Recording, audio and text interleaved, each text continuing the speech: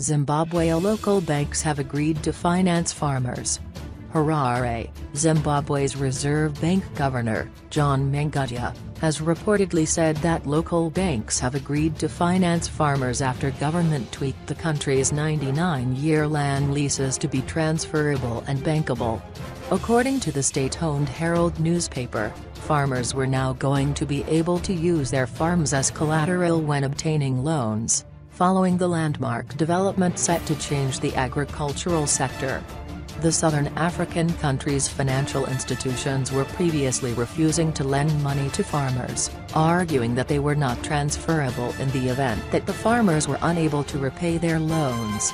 But following talks with government, the Reserve Bank of Zimbabwe and the bankers, it was agreed that the 99-year leases were now bankable.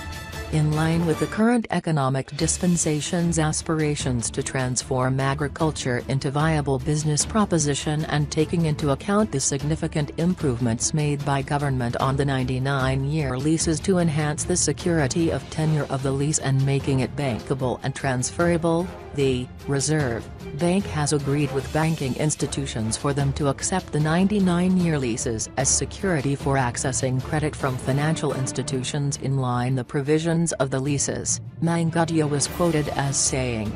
He said that if government decided to take someone's farm, the banking institutions as financiers would be compensated. Right direction. This came a week after Zimbabwe's white farmers said that they remained cautious over the new country's new land policy, which now allowed them to lease the land for 99 years. Under ex-President Robert Mugabe's government, white farmers were allowed to lease the land for only 5 years.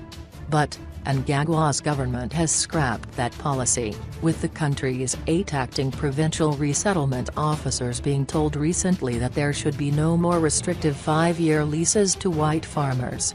The Zimbabwe Commercial Farmers Union, CFU, director, Ben Jiplin, said that the new government criteria on who will get land sounded narrow for now.